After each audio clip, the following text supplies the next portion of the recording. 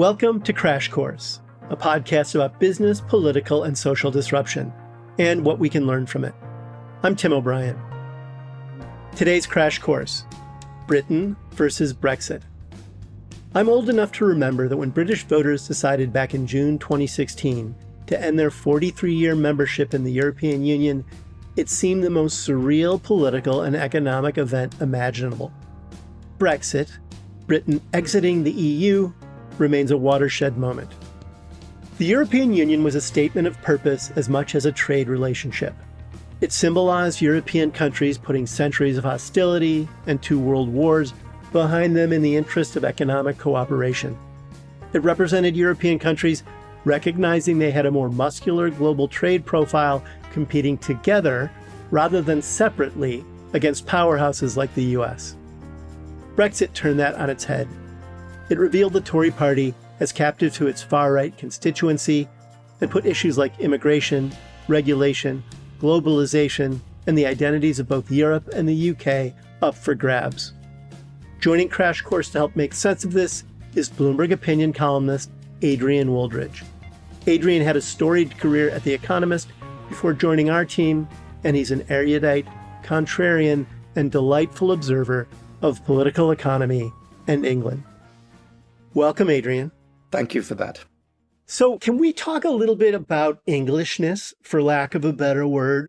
What is it about that little island that has had such a big stamp on history and has introduced so much to the world that it came to this moment that it felt its identity was so distinct and so possibly threatened by, the European experiment that it decided to just turn its back on the continent? Well, you use the word Englishness there, which is a very interesting word in itself, because we can't decide whether we're British or English. And in many ways, what Brexit was about English nationalism, which had been a very submerged force for a long time, but became very, very powerful with the Brexit votes. In the early part of the 20th century, people used the term English to mean Britain, and nobody seemed to mind people doing that. So one of the greatest essays on Britain, actually, is England, My England by George Orwell, which came out in 1941. And the Scots read it with as much pleasure as the English did. But I think Englishness became rather separate from Britishness much more recently, partly in reaction to the rise of Scottish nationalism. Well, so wait. So just define the two for our American-ish audience. Well, England is England, and Britain is England plus Northern Ireland and Scotland and Wales. And then the UK is the whole ball of wax. Absolutely. And in the Brexit vote, the Northern Irish actually voted to stay in the European Union. The Scottish voted by a large majority to stay in the European Union. This was really driven, it was an English thing. It was driven by the English. Now, The English are overwhelmingly important in this union because we English are 84% of the population. But it was a manifestation of English nationalism, which hadn't really existed in people's minds because they couldn't distinguish between Britain and England, but became a very, very powerful and potent force. And I remember when I went to live in the United States, which I did in 1997, I never saw an English flag, which is the Cross of St. George. When I came back 13 years later, they were all over the place. So there's been an upsurge in English nationalism as opposed to Scottish nationalism or Britishness, which has driven a lot of this. Caused by what, Adrian? Caused partly by the Scottish independence movement. So you begin to think of yourself as English because of the Scottish wanting their own independence, and driven, to a very significant extent, a sense of post-imperial nostalgia, the sense that England was being denigrated, England was being ground down into being part of this supranational unit called the European Union, and that we were proud of our identity. See, one of the fundamental things about the European Union is it was based on a sense of shame and never wanting to do this again, primarily, of course, in Germany, but also in France, which had collaboration on a large scale during the Second World War, and Italy, which was, fascist power. And it was built to say, never again. Nationalism is a bad thing. Nationalism is awful. We must get beyond it and create something else. Now, of course, England was on the other side in the war, and English nationalism or British nationalism was, the thing that saved us from Hitler. So we always had... That was positive nationalism at that point. Absolutely, a totally positive nationalism. And I think in Europe, there's been this constant drumbeat of talk about the evils of nationalism. and getting beyond nationalism. And that was always very confusing to the British because we never wanted to do that. That wasn't part of our deal in going to Europe. We wanted a Europe of countries, not a unified state. And I guess when we can get into this later, certainly not a state where the EU was telling Britain how to regulate itself, which was how some of that was taken. Yes. But we'll get into more of that later. The other thing I want to touch on in this notion of Englishness is it flared before. I remember during the Falkland War, to great effect, Thatcher used the Falklands as a nationalist moment. It was present in the early 2000s. There's the geography of the fact that the Channel divides England from the continent. There's always been this idea that England, fortunately, hasn't been pulled into the miseries that the continent has experienced. But what made it come to a head in such a dramatic way in 2016? And we can segue into David Cameron in that context. Sure. And what really brought it to a head was the sense that Europe was driving ever more rapidly towards integration, not just being a Europe of separate countries that cooperated, but being a single country with a single monetary union celebrated by the European Union and rejected by Britain. We didn't join the European Union, by the admission of a number of poorer countries into Europe. So Europe was both deepening and expanding at the same time, and by Europe's insistence that an essential part of European identity was free movement of people. Now, it's slightly more complicated than that because Europe did provide a break and said, we'll have free movement of people, but there'll be 5 years in which to adjust to that policy. And Tony Blair neglected that break, or rejected, I should say, that break, on the grounds that Britain was going through a significant boom at the time, and Blair thought that we needed lots of labour. So he thought, free movement of labour, lots of Romanians coming into the country, lots of Poles coming into the country is a great thing. So we had a big flood of people coming into the country, courtesy of our agreement. Also people who were willing to do work that a lot of the English themselves didn't want to do. Absolutely, and willing to do it at a lower price than the English perhaps wanted to do it as well. So that created much more friction than the ruling elite imagined, and much more sense that we were being undercut by foreign labour, integrated into a union based on a free movement of people, which meant that we couldn't control our own borders. So all of these things were sort of bubbling away under the surface. At the same time, Europe was moving on various technical issues to, close the deal on integration. And the noise from the right of the party, from the Brexit right of the party, became louder and louder and louder. The noise from the UKIP party became louder and louder and louder. And eventually David Cameron made what I consider to be a mistake, but he made the decision to put it to a referendum. And the referendum went in a way he didn't think it would. Absolutely. And one reason that he chose the referendum was that we'd also had a referendum on Scottish independence, and Cameron won that referendum, better together. So he thought, well, I won one, why shouldn't I win another? And also, I think the London-dwelling elite, of which I'm very much a member, unfortunately, I think, believed that you couldn't possibly get a Brexit victory, that allowing this vote would quieten the issue down. People would stop banging on about Brexit, as David Cameron put it, and we got this extraordinary result, which was an incredible shock, certainly to me. Yeah, it's a famous signature moment, but I don't think I will ever be able to get over that moment when Cameron stood in front of 10 Downing Street and announced that he was going to dissolve his own government because of the vote, and then turned around to walk back in, and he started sort of humming to himself, la, la, la, la, la, la, la, as he walked away from the lectern. But it smacks to me a little bit of sort of Tory dalliance with huge, sober issues that had gone haywire on them.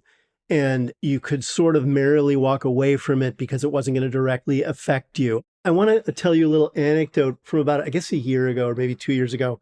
My wife and my eldest son and I went out to Oxford to do a tour there. And we were being guided around the campus by a nice young Oxford student who in the middle of it began talking about Boris Johnson's antics at the Bullingdon Club and how when he was an undergrad at Oxford, he and other members of the club, Cameron was, I think, in the club at the same time, one of their rites of passage was to go to a local restaurant, trash the restaurant within an inch of its life, and then their parents would pay the restaurant owner for the damage. And that was sort of an initiation rite for the Bullingdon Club. And I sort of think of Brexit in similar fashion, that David Cameron and Boris Johnson went about sort of breaking this thing and leaving it for someone else to fix. And it's much more complex than having your parents come in and pay the bill, obviously. But it sort of comes from the same place to me in terms of it's obviously not noblesse oblige. I don't know what the French word would be, but it's about, noblesse dommage or whatever the word for destruction might be. What does this say about the Tories and responsibility? Well, there are two things here. One is that there was an incredible pressure from the right of the Conservative Party, which had been building for years and years and years to take Britain out of the European Union, or at least to renegotiate our relationship with the European Union. And, we'd had massive battles in the late 1990s over the Maastricht Treaty, which was laying the foundations for the common currency and a very much more integrated single market. So that was a sort of an ongoing political problem, a problem of party management for the Tory party. And that was also made much more serious as a problem of party management by the creation of UKIP, which was pulling more and more votes from the Tory voters and was endangering Tory majorities. So MPs respond to that sort of incentive, obviously. But I think there was a sort of arrogance, lack of seriousness. David Cameron was always a sort of an essay crisis prime minister, or he liked to chillax, as he used it. He didn't quite like to seem, at least, too serious. He liked to roll the dice. He rolled the dice over Scottish independence, and it worked. So he did it again, foolishly. And it's partly the sort of epistemic closure, as it were, that if you live in the south of England, to conclude that Brexit was a far-out possibility seems quite reasonable. Everybody you meet is pro-staying. So it was a sense in which the political class, including the Tory political class, was cut off from the reality in the country. Now, with Boris Johnson, I think it's a much more cynical thing that he calculated that the only way that he could become prime minister was to become the champion of the Brexit voting classes, of the sort of the populist wing of the Tory party. And he did that quite cynically. So he was willing to smash up this very delicate relationship with Europe in order to win the prime ministership. So cynicism on his part and naivety or insouciance on the part of Cameron, and a certain degree of fanaticism on the part of the Brexiteer wing of the Conservative Party. There were people in the Conservative Party who'd been banging on about Brexit, for 20 or 30 years, Bill Cash being the sort of the leader of that group of people who could not think about anything but Brexit for decades and decades and decades. But it's meant beyond Cameron and beyond Boris. It is meant inaction and uncertainty for the party as a whole. You've now had 5 prime ministers cycle through Downing Street's back door, including Boris, and the same Boris who in 2018, I think, made the infamous proclamation, "Screw business." He said something more blue than that, but I'm cleaning it up for our podcast. Where is the Tory identity amid all of this? Well, the Tory identity is an incredible mess at the moment, because what Brexit did was to unmoor the Conservative Party from certain very fundamental conservative traditions and values. One tradition and value is quite clearly support for business, which you've seen for a very long time, and Boris's rather blue comment was clearly a reaction against that. But other things that are quintessential to Toryism are respect for tradition, respect for institutions, respect for doing things on a piecemeal, non-ideological basis, and a fear, a hostility to taking a leap in the dark. And Brexit was a leap in the dark of the most extraordinary sort. And Brexit also led the Tory party to trash a great many traditions. So you have the Daily Mail as a Brexit supporting newspaper, basically calling judges, Supreme Court judges, traitors. You had leading Brexit people proroguing Parliament or trying to push things through. So what you set up was a clash between the will of the people, as expressed through the referendum, and the institutions of the country. And the Tories, I would have thought, would be on the side of the institutions rather than this sort of Rousseauian idea of the rule of the will of the people. But because of Brexit and the referendum, they found themselves siding with the will of the people. So they became a populist party. Would Rishi Sunak exist without Brexit? Could he have come to Downing Street without Brexit having created the conditions for his arrival? Well, it's a very interesting question, actually. I think Rishi Sunak is one of life's winners. He's a quintessentially successful Tory.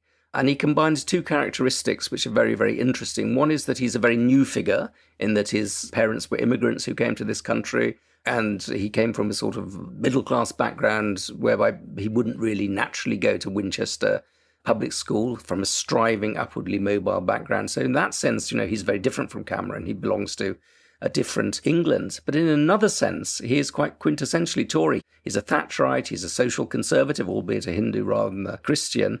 And he's a very committed, fiscal conservative. Fiscal conservative, absolutely. So I think he would have risen to the top of the Conservative Party in whatever circumstances, because what's not to like about a highly talented, highly capable person who also has immigrant background? It sort of expresses the capacity of the Conservative Party to absorb, to change, whilst also remaining the same. Well, and there's an irony, given that part of Brexit involved racism, or at least bigotry toward migrant labor, and that you've now ended up with the first prime minister of color. Absolutely. Well, it's an extremely complicated question on the point of view of ethnicity, I should say, because what really stimulated a lot of anti-immigrant sentiment, or at least hesitation about free movement of people, was actually white people from Poland coming over in very large numbers. Right. The classic notion was the Polish plumber. And there was a significant support for Brexit amongst people from the British Commonwealth, from, let's say, India, partly because they thought they were being discriminated against by EU rules, which made it easier for people, let's say, from Europe to come to settle in Britain than people from India. So bringing your parents over would be more difficult if you're an Indian than bringing the parents of a Polish plumber who's just arrived much more recently, a few years ago. So there was a significant ethnic minority element in the Brexit vote. And there was a particular cohort within the Conservative Party of people who were members of ethnic minorities, but were also very, very vigorously supportive of Brexit for a complicated set of reasons. One of whom was Rishi Sunak, who was always, despite being a technocrat, was a Brexiteer from the very beginning, much more of a solid, long history of support for Brexit than Boris Johnson had. So it's a complicated story, and a complicated story about there is a certain element within the European Union that sees Europe as a sort of bastion of European, Christian, Greco-Roman civilization. And an element... And statism. Yeah, and statism, absolutely. And an element within the Conservative Party that sees Brexit as the Commonwealth intensified. So Labour now in polls has these double-digit polling advantages over the Tories. As we know, polls are often deeply flawed, and we never really know till votes happen. What does Labour do in a moment like this if it wants to reposition itself to govern for more than one election cycle? I think the thing that Labour does, first of all, is wait while your opponent hangs himself and not make too much noise. Because the Tory party is in, massive internal chaos. We've had the Boris Johnson thing, then we have Rishi slightly suffering from trying to impose discipline on a fractious party, but finding that increasingly difficult because of very sticky levels of inflation and interest rates rising. So a very rebellious Conservative party. So what you do, and I think what Keir Starmer has done extremely well, is rule your party with an iron fist. He's doing that very well. Look sensible. He's doing that very well. But also, you need to bear in mind that Brexit did reveal something very, very important. And that was that large numbers of people in this country, particularly in the north, particularly in the working class, feel alienated from the political establishment. And you have to reach out to those people and make it look as though you care about them. And in fact, you actually do care about them. So for all the many, many failures of Brexit, Brexit did put the mainly white, northern working class right at the centre of British politics. British politics under Tony Blair and David Cameron was really a battle for the middle classes and affluent and upwardly mobile people. It's become, since Brexit, a battle for the working classes and people who feel as though their lives are stuck.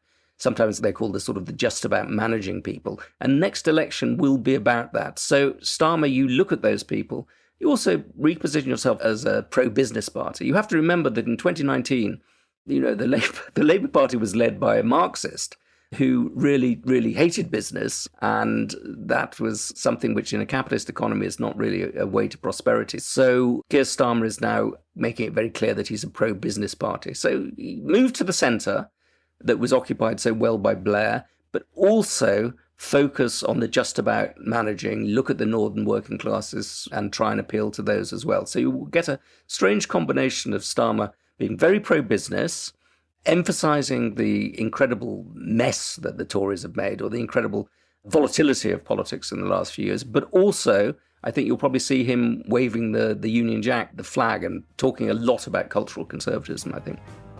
On that note, Adrian, I want to take a quick break to hear from one of our sponsors, and then we will come right back and continue our Brexit discussion.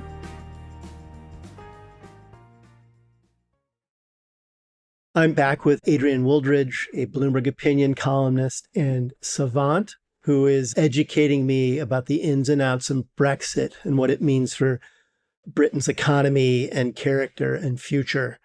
Adrian, let's discuss the particulars of Brexit a little bit without getting overly wonky, but let's just look at what it was meant to achieve and what it's actually accomplished thus far. Maybe an easy way in has been obviously its weaknesses. It hasn't really resulted in some of the renewed trade relationships that it envisioned. But you tell me what you think Brexit's strengths and weaknesses have been thus far.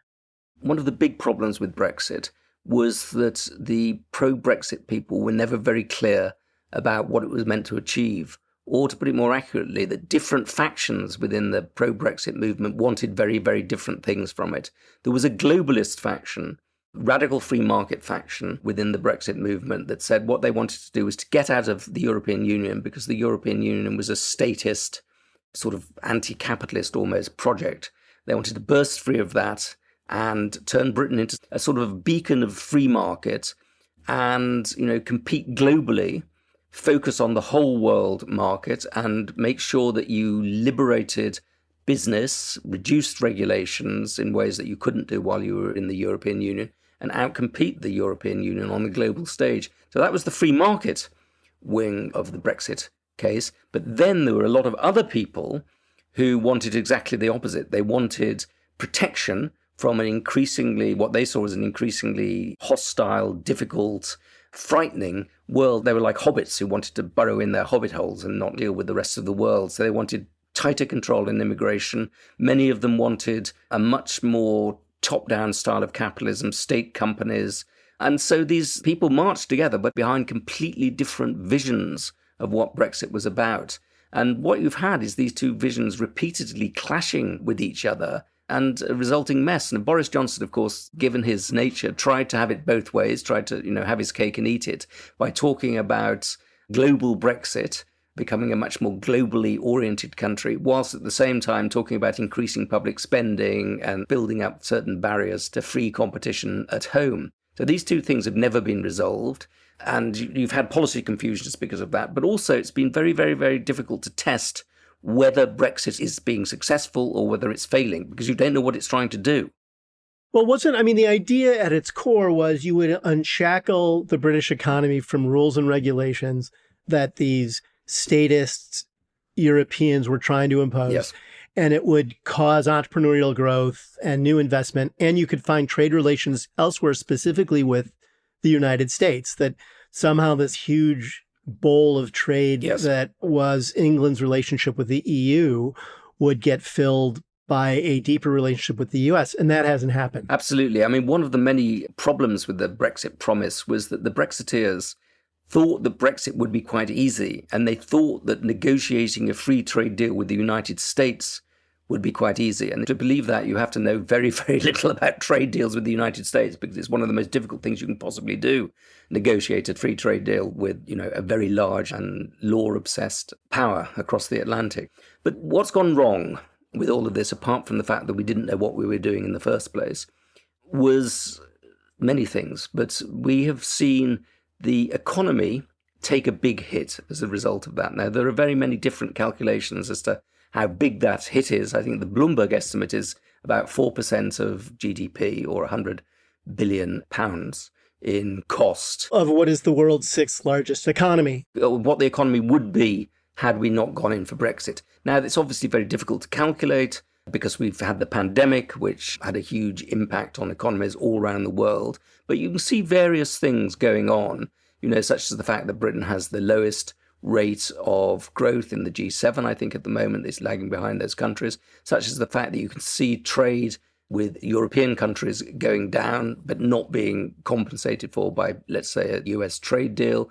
And you can also, if you talk to business people who deal, are in the business of trade, they will complain all the time about an extraordinary amount of bureaucracy that didn't exist before, and about delays at Dover and at various other ports because everything has to be checked, which didn't have to be checked before. That it's actually gotten harder to do business than easier. Much harder to do business. I don't think it's got easier anywhere, but it's got very much harder with the European Union, which is, of course, a massive, massive market. Now, pro-Brexit people would say, well, we've got these 70-odd trade deals which have been negotiated with an incredible speed with all sorts of countries all around the world. But most of these trade deals are overwhelmingly just photocopied versions of the EU's pre-existing trade deals. We've just put them in our own name rather than in the name of the EU. And the one big bowl of cherries, which we were constantly offered by the Brexit people, was the trade deal with the United States. That's not happened and will take a great deal of time.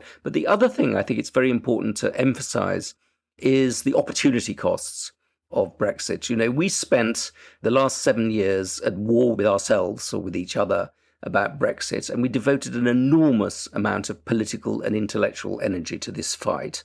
And that created a very unstable politics. So you had this succession of prime ministers, 3 prime ministers in 1 year, for example. When you change prime ministers, you change all the rest of the lower people. They get moved around. The new prime minister has to bring in their favorites. So, you had a revolving door in every single department. And you had not enough intellectual bandwidth left over to deal with incredibly pressing problems such as the obesity epidemic, which is worse in Britain than any other European country, and we're second really only to the United States. The housing market's getting rocked by the worst cost of living crisis in a generation. And inflation, which the inflation rate's the highest in Europe. 8.7% right now. Yeah, although those are relatively recent, they may have a lot to do with the way that the COVID epidemic has played out in Britain. But the most important one was productivity. Britain has had a dismal productivity record all the way through this century. And, we should have been focusing above all on the productivity problem. And there's been virtually no focus on that. So all of this stuff that wasn't done because we were tearing each other apart over Brexit, well, as you can see, I think it's been a disaster for Britain. But I should add as a caveat to the fact that it's been a disaster for Britain, that it wasn't as though there weren't problems with the European Union. It wasn't as though the European Union couldn't have been more accommodating to Britain's worries about the European Union and the way that it operated, not least over the migration point, because Europe decided to both deepen and broaden at the same time, increasing or reinforcing the rights that European citizens had, whilst at the same time taking in very large numbers of poorer countries or people from poorer countries. And the people who bore the brunt of that immigration surge, which came after Eastern European countries were brought into Europe, was Britain, partly because of the English language and partly because of a very liberal labour market. And opportunities and need. There were jobs there. Many more opportunities. If you want a job in Germany, you have to speak German, you have to have all sorts of vocational qualifications. You have to go through a big rigmarole, which you don't in Britain. Britain's much closer to the United States. So we did have a surge in immigration, which led to a lot of unease. I remember during the endless Brexit debate, going to a constituency in Birmingham, a constituency of an MP called Khalid Mahmood, and he was sitting in the room, and we were talking about Brexit. And the audience was overwhelmingly consisted of people from Bangladesh and the Indian subcontinent. And they were overwhelmingly pro-Brexit and hostile to what they saw as people coming from Eastern Europe and taking their jobs. So it was a shock to the system. Yeah, but this dynamic exists in the United States as well, with Mexican and Central American laborers coming over the southern border of the United States for jobs. Those are jobs that employers in the southern states need them for. And rather than work this out in a humane and rational way, it becomes sensationalized as a race invasion. And I think the issue all of us in the world we're in right now is how do you accommodate people's understandable fears of outsiders, quote unquote, while not letting that devolve into outright racism or protectionism or a simple slamming of a border being shut. And I think that Brexit was this door being brought down rather than a search for a more sophisticated solution. Well, but there is an important distinction between Britain and the United States. The United States has control over its borders. It may not be able to exercise that control as well as it would like, but it has legal control over its borders. The point about the European Union is that you do not have control over your borders. If you're a member of the European Union, other countries have a right, citizens of other countries have a right to move to your country. And that was seen as a step too far. So the great slogan of Brexit, take back control, that we should be able to control our borders, was a very powerful one. And it is the case that I can't think of any example of nation states in history willingly saying that they're giving up control of who lives within their borders. That's a big reduction of the notion of sovereignty. Now, the British were the people who felt the impact of free movement first because of the attractiveness of the country. But still, this very notion of free movement, which is central to the way that the European Union thinks about itself, I think is one that will create a lot of friction. So I do think that Brexit was a disaster and we're living through the disaster. But I wish that we'd been able to negotiate a relationship with the EU, which saw some flexibility on the EU's part to understand that free movement of people, legal free movement of people, is different from free movement of goods or free movement of currency. Workers in Britain have also been on strike in large waves for the first sort of big strikes, the likes of which we haven't really seen since maybe the 1980s. Nurses and teachers are on strike and have been marching in the UK. And one of the arguments, primarily I think Nigel Farage's argument, was that there would be a NHS dividend from Brexit. If you left Brexit, the economy would hum along so well and there would be such productivity that the tax base would expand enough that you could give a big lump sum payment to the NHS, the National Health Service in the UK, and bail out a system that's creaking. And that hasn't happened either. And workers are striking. How does that get resolved? Well, sure. I mean, one of the arguments was that all the money that was being sent off to Europe, because we were a net contributor to Europe, could be kept in our own hands and then spent on the NHS. And that was a big part of the appeal of the idea. We won't give all those European bureaucrats this money. We'll spend it on the NHS. And in fact, since Brexit, the NHS has got worse. The queues have got longer. Some of that is Brexit related in the sense that it's harder to bring in workers from Europe, although we've compensated for that to some extent by bringing in workers from outside Europe. But the biggest problem with the NHS is one of productivity. So it's this opportunity cost of not focusing on Britain's productivity problem that is really driving it all, because you can't have a good, well-functioning welfare state if you don't have an economy that's producing the dividends to pay for that. The other thing with strikes, it's essentially a result of a pulse of inflation which has gone through the world as a result of COVID, really. Britain has been harder hit. It may have been marginally affected by Brexit. I don't think it's principally a Brexit fault. But when you have inflation going through, public sector workers have very little way of compensating for inflation. And you have a very inflexible wage system in the public sector. So what they do is they get paid, as it were, collectively under national collective bargaining rights, and then they go on strike. And in general, we're moving towards a higher inflation, higher interest rate world. And I think that will be a problem right across Europe and to some extent the United States, although you're doing better at bringing your inflation under control than we are. So I think Brexit, the effect was felt much more in terms of the lower trade, the complexity of doing business, and the opportunity costs of dealing with productivity issues than it was in terms of this recent wave of strikes and inflation. Adrian, we're going to stop again for a brief pause so we can hear from a sponsor, and then we will come right back to this interesting discussion.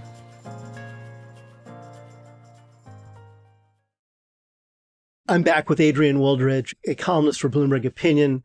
We are looking at the collision between Britain and Brexit and the political and economic fallout that has attended that. The British economy, Adrian, has lagged its G7 counterparts in post-COVID economic recovery. It has a smaller workforce than before the COVID lockdowns began. While the tax burden in the UK is the biggest since World War II, public services are perilously underfunded.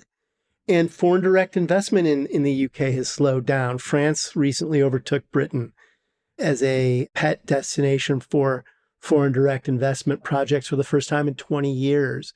And all of these data points suggest to me that the UK is in economic peril. And I think one of the burdens that's been on Sunak as the first rational Tory to sit in Downing Street since Boris started his charade is, how do you make the UK competitive again? And if they were looking to the United States as a trading partner to do that, the United States has gone in the other direction. The United States is embracing industrial policy in certain ways. So what does the UK do in a post-Brexit world where it's facing these existential economic challenges? Well, I think your list of the problems that Britain faces is a very good comprehensive list. And it's one that worries me very deeply. I think that I've not been so pessimistic about the state of Britain since the late 1970s.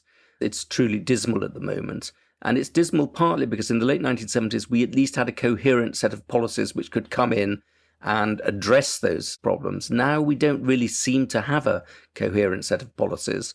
We don't know whether more Thatcherism is the right way forward or more dirigism is the right way forward. We have a policy paralysis, or certainly a policy confusion going on at the moment. The most important thing to do, and the thing that Rishi is most concerned about, is bringing down inflation, because it's inflation that's driving the wave of strikes, which is reducing the real living standards of people most directly and is causing a massive mortgage crunch. But the trouble is, we keep pushing and inflation keeps staying uncomfortably high, and that's creating a great deal of panic.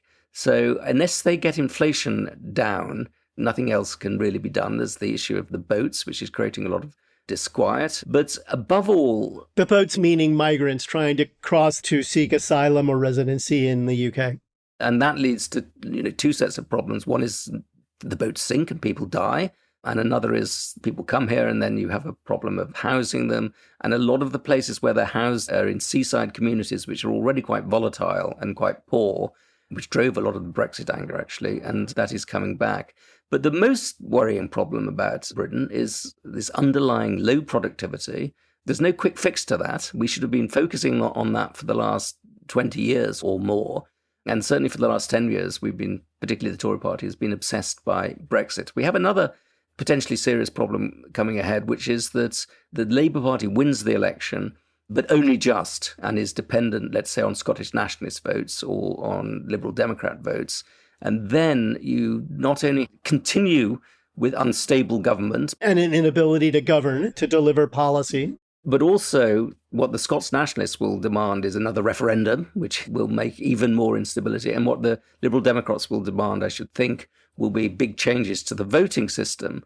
So again, whatever you think of the voting system, that's a big distraction from these fundamental questions. So what Britain really needs is a sensible party with a solid majority focused on fundamental underlying economic issues. So let's hope Starmer, who is, I think, a sensible man, gets a serious majority in the next election, or by some miracle, the Tories get a serious majority in the next election, because we've had a long, long period of distraction. And a Labour Party that understands how to take advantage in the most fulsome way of this moment, in terms of perhaps recreating its own identity and thinking differently about the role businesses play in a productive economy. Absolutely. We have to remember, and it's terrifying to do so, that in 2019, Britain faced a choice between the Tory party led by Boris Johnson and a Labour Party led by Jeremy Corbyn, one of whom was a complete mountebank and sort of flashman character, and the other of whom was essentially a Marxist, whose reaction to the murder, to the poisoning of 2 Russians in Salisbury was to say, well, let's hand it over to the FSB because they've got the equipment to try and see whether this was a murder or not. I mean, it's extraordinary that we should have had those 2 people as the only choice. Whatever, we can say about the state of Britain now, at least we'll have a choice in the next election between 2 sensible party leaders. The other elephant in the room is China. And back when Europe could squabble about the best way to organize its own economies, and the United States offered another model for how to organize an economy. Collectively, plus Japan, those were the world leading economies. And over the last 30 years, China has now, to great effect, become an economic powerhouse. And it's done that through a civil service married to an entrepreneurial class, married to unforgiving statism. And to compete with China, the U.S. is using the power of the public purse and the federal government to try to jumpstart green initiatives to become stronger players in the EV market. This is not classic free market capitalism. This is public-private partnerships. And Sunak's being called on to compete as well and to find ways to get the government purse behind economic growth. Brexit was sort of a referendum against England uniting with the rest of Europe to become a stronger economic player against China and the US.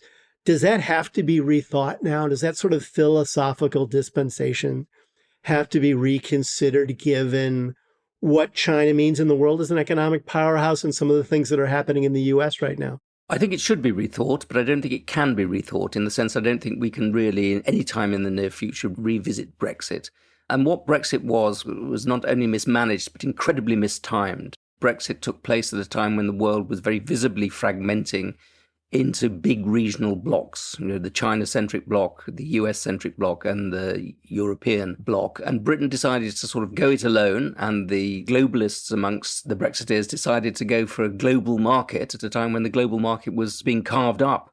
So Britain threatens to be ignored, I think, to some extent. It threatens to be ignored by America, which has got big fish to fry in the form of its competition with China. It threatens to be ignored by the European Union, which is constantly in the business of trying to shore up its own sort of regime of regulations, which it will do with less and less thought about Britain.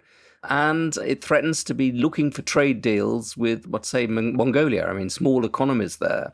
So it was a very ill-timed action. Also, there's the bigger question of what we do about this change in the nature of capitalism. More national champions, more protectionism, more sort of liberal policies. And that's, again, very difficult for Britain. On the one hand, you have Sunak, who wants to keep going with Thatcherite policies broadly and wants to have a trading relationship with the United States, as if the United States was what it was under Reagan rather than what it is now. So that's coming up against closed doors.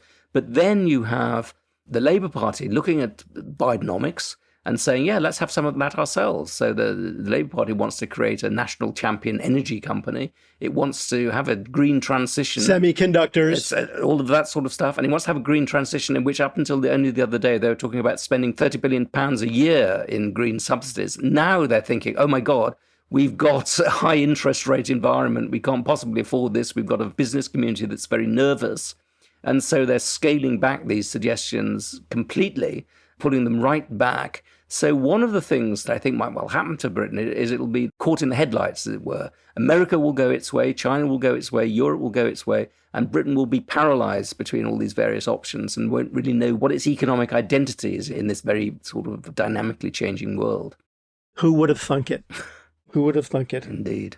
Adrian, Crash Course is always about learning moments. What have you learned about Britain and Brexit that you didn't know before voters came out in favor of it in 2016? I've learned that the question of dignity is much more important as a political motive than I'd ever calculated. I believed that Britain wouldn't vote for Brexit, and I believed it wouldn't vote for Brexit because it was a half-baked idea that was likely to have deleterious consequences for the British economy. But large numbers of people voted for it, not because I think they thought it would be economically beneficial, but because their dignity was wounded by the sort of Blair-Cameron regime which they'd seen before, which was socially very liberal, economically very liberal, and left large numbers of people behind. And the sort of calculus that Blair and Cameron had was that, well, some chunks of the country would be left behind, but you could always compensate for that with more welfare payments and more economic transfers, essentially. And what we learned was that people can get economic transfers. They can be getting along in a material sense, tolerably well. But that if they don't have a sense of control of their lives, if they don't have any jobs, if they feel as though they're being marginalized by the broader culture, which in this country is incredibly London-based, they feel that their dignity is injured. And when they feel that their dignity is injured, they lash out against the system. On that happy note, Adrian, we've run out of time. Thanks for getting together with us today. Thank you. Thank you very much. Adrian Wooldridge can be found online at Bloomberg Opinion, on the Bloomberg Terminal, and on Twitter at @ADWooldridge. Here at Crash Course, we believe that collisions can be messy, impressive, challenging, surprising, and always instructive. In today's crash course, I learned that even if you're one of the most robust economies in the world, as England is, and even if you once oversaw the biggest empire in world history, bad judgment, biases, and recklessness can make all of that unwind almost in the blink of an eye, or at least in the blink of a Brexit. What did you learn? We'd love to hear from you. You can tweet at the Bloomberg Opinion handle, @opinion, or me, @Tim O'Brien, using the hashtag Bloomberg Crash Course. You can also subscribe to our show wherever you're listening right now and leave us a review. It helps more people find the show. This episode was produced by the indispensable Anna Mazarakis, Moses Andam, and me. Our supervising producer is Magnus Henriksen, and we had editing help from Sage Bauman, Katie Boyce, Jeff Grocott, Mike Nitza, and Christine Vanden Beilard. Blake Maples does our sound engineering, and our original theme song was composed by Luis Guerra. I'm Tim O'Brien. We'll be back next week with another Crash Course.